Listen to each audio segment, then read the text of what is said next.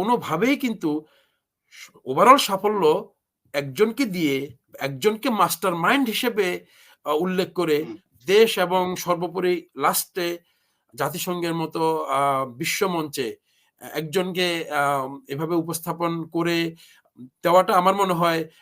ঠিক এটা প্রক্রিয়াগতভাবে এটা ঠিক হয়নি। আমি আগেও বলেছি, সমন্বয়করাও বলছে কিন্তু যে আমরা কিন্তু মাস্টার মাইন্ড হিসেবে কিন্তু কখনোই কিন্তু নিজেদেরকেও দাবি করি নাই, কাউকে কিন্তু মাস্টার মাইন্ড হিসেবে উপস্থাপন করি নাই। এই আন্দোলনের সফল হওয়ার একটা অন্যতম কারণই ছিল মনির ভাই, দেয়ার ওয়ার নো লিডার। একক কৃতিত্ব দিয়ে অন্যদেরকে যে খাটো করা হবে বা অন্যদেরকে যে আমরা তাদের অবদানটাকে কিছুটা মলিন করে দেব, এটাও ঠিক না। আমরা মাস্টার মাইন্ড যে শব্দটা, এই শব্দটা কিন্তু আসলে যারা মাস্টার মাইন্ড হিসেবে যাদেরকে অত গ্রাউন্ডে বিবেচনা করা হচ্ছে বা পরিচয় করা দিয়েছে বা যাদেরকে আমরা আলোচনা আনতেছি, তারা কিন্তু নিজেরা কিন্তু কখনো কিন্তু নিজেদেরকে মাস্টার মাইন্ড হিসেবে কিন্তু ক্লেম করেনি বা তাদের পক্ষ থেকেও আসেনি। ছাত্র আন্দোলনের যে সমন্বয়ক দল বা যারা এই সমন্বয় দায়িত্বে ছিল জেলা ভিত্তিক ঢাকা কেন্দ্রীয় হয়ে, তাদের কেউ কিন্তু কখনোই কিন্তু মাস্টার মাইন্ড বলে কোনো শব্দ কিন্তু উচ্চারণ করেনি। এবং তারা কিন্তু সবসময় কিন্তু একটা কথাই বলে এসছে যে তাদের নেতৃত্বটা এটা এমন কোনো একক নেতৃত্ব কিংবা কোনো ছোট গ্রুপের মাধ্যমে তারা কিন্তু পরিচালনা করে, তার দেশব্যাপী তারা একটা সমন্বয়ের মাধ্যমে কিন্তু এই পুরো আন্দোলনটা পরিচালনা করেছে। এখন তারপরেও আমরা কিন্তু প্রত্যেকটা আন্দোলনের যখন একটা there has to be someone kind of leader or a group of leader, এটা থাকতেই হবে। এটা আমরা আমাদের স্বাধীনতা যুদ্ধেও আমরা দেখেছি যে এককভাবে কিন্তু কোনো একটা কিছু হয় না, কারো না কারোর থেকে কিন্তু একটা আইডিয়া আসতে হবে বা কিছু আসতে হবে। হ্যাঁ, আপনি যখন আজকে 5 জন যখন সমন্বয়ক থাকবে, 10 জন যখন কেন্দ্রীয় সমন্বয়ক থাকবে, ডেফিনেটলি তারা যখন সেই একটা জিনিস আলোচনা করবেন, তাদের ভিতরে দুই একজন থাকবেন যাদের ভিতরে ইনহেরেন্ট কিছু নেতৃত্বের গুণাবলী থাকে। অটোমেটিক আপনার আইডিয়াটা, আপনার ধারণাটা আপনি সবার ভিতরে তখন ডমিনেট করতে পারেন। আপনি আপনার একটা ভালো একটা প্রস্তাবনা দিবেন যেটা বাকি 5-7 জন পছন্দ করবে। So you can dominate yourself by your integral leadership qualities. এরকম যদি হয়ে থাকে, আমি মনে করি যেটা আমরা উপদেষ্টা নাহিদ ওনার বক্তব্য থেকেও আমরা শুনেছি যে বিভিন্ন সময়ে বিভিন্ন ধরনের পরামর্শ দিয়ে সহযোগিতা করেছেন। ডেফিনেটলি আমি সেটাই বলতে চাচ্ছি। অর্থাৎ একটা গ্রুপ অফ সমন্বয়ক ছিল, স্টুডেন্টরা অনেকেই ছিল যারা মূলত এটাকে নিয়ন্ত্রণ করছিলেন বা এটাকে পরিচালনা করছিলেন। আপনি আমাকে বলেন, এই যে হঠাৎ করে বাংলা ব্লকের যে শব্দটা আসলো, ঢাকা মার্চ যে লং মার্চটা, এই যে আইডিয়াগুলো আসলো, এই যে টার্মগুলো আসতেছে, নিশ্চয়ই কারো না কারোর ব্রেন থেকে আসছে। কেউ না কেউ এই জিনিসগুলো পরিকল্পনা করছে, এই নামগুলো কেউ না কেউ সিলেক্ট করেছে, হোক সেটা 2 জন 4 জন 5 জন, বাট কেউ না কেউ তো এটা প্রস্তাবনা দিচ্ছে। সো এখন সেখানে হয়তোবা আমি ধারণা করছি, হয়তো যেটা আমরা উপদেষ্টা নাহিদের বক্তব্য থেকেও যদি একটু লিঙ্ক আপ করি, যে বিভিন্ন সময়ে উনি অনেক গুরুত্বপূর্ণ পরামর্শ দিয়ে কিন্তু উনি অবদান রেখেছিলেন। হয়তো ওনার অবদানটা অন্যান্যদের তুলনায় হয়তো একটু বেশি ছিল, বাট তারপরেও কোনোভাবেই কিন্তু ওভারঅল সাফল্য একজনকে দিয়ে, একজনকে মাস্টার মাইন্ড হিসেবে উল্লেখ করে দেশ এবং সর্বোপরি লাস্টে জাতিসংঘের মতো বিশ্বমঞ্চে একজনকে এভাবে উপস্থাপন করে দেওয়াটা আমার মনে হয়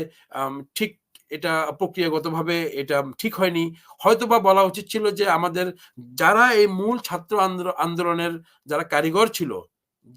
কারিগর ছিল তাদের অন্যতম একজন, এটা হয়তোবা বলা যেতে পারতো। এটা হয়তো বলা যেতে পারলে ও এবং আরো অনেকের হয়তোবা কিছু নাম হয়তো বলা যেতে পারতো, যে এরকম উল্লেখযোগ্য কিছু ছাত্র নেতা ছিল যার ভিতরে আমি রিপ্রেজেন্টেটিভ হিসেবে অন্যতম একজনকে আমার সাথে নিয়ে এসেছি। ব্যাপারটা যদি হয়তো আমাদের প্রধান উপদেষ্টা প্রফেসর ইউনূস উনি যদি এইভাবে বলতেন, আমার মনে হয় হয়তো সমীচীন হবেন। তিনি অনেক বড় মাপের একজন মানুষ।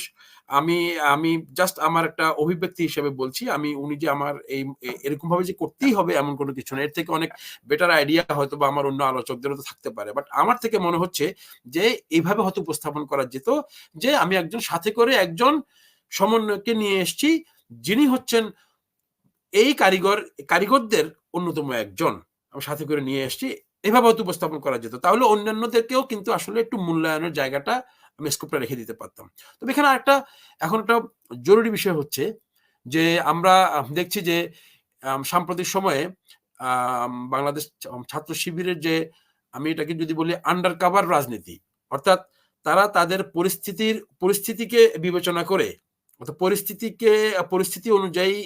নিজেদের অস্তিত্ব টিকিয়ে রাখার জন্য তারা যেভাবে তাদের দলীয় কার্যক্রমটাকে সমুন্নত রেখেছে, এটা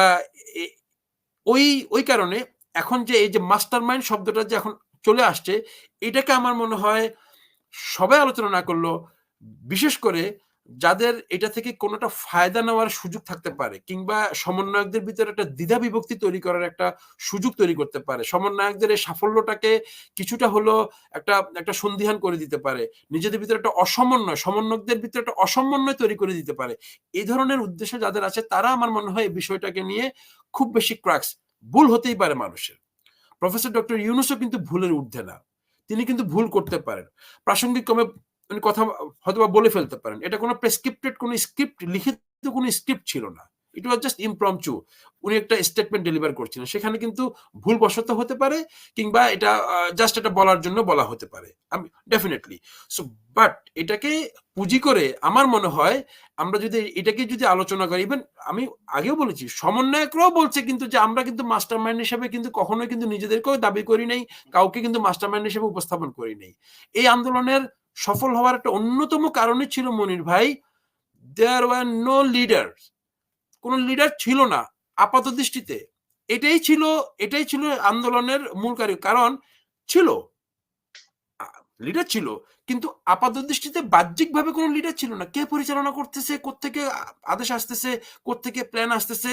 government was totally puzzled. Otherwise আপনি যদি আজকে অন্যান্য দলগুলোর মতো যদি আজকে আমরা দেখতাম যে হ্যাঁ বিএনপি আন্দোলন করছে, জাতীয় পার্টি বা জামাত আন্দোলন করতেছে, নেতৃস্থানীয় ধরো জেলে পুরে দাও, আন্দোলন ঠান্ডা, কিন্তু এখানে আমরা দেখছি কি সো স্মার্টলি হ্যান্ডেলড, কোনো কে লিডার, কে এটাকে নিয়ন্ত্রণ করতেছে, কোত্থেকে আসতেছে, nothing was revealed, and that was the, আমার থেকে মনে হইতেছে যে এটাই হচ্ছে গিয়ে কি এই পুরো আন্দোলনটার সাফল্যের চাবিকাঠি হচ্ছে এই পদ্ধতিটা। সেই জন্যই কিন্তু সমন্বয়করা কিন্তু কখনোই কিন্তু নিজেদেরকে কিন্তু মাস্টারমাইন্ড বা কোনো কিছু হিসেবে কিন্তু রিভিল করেনি, কিন্তু আমরা বিভিন্ন পর্যায়ে বিভিন্ন মাধ্যমে বা আমাদের নেতৃস্থানীয় সরকারের নেতৃস্থানীয় তারা হয়তো বা পরিচয় করাতে গিয়ে এই শব্দটা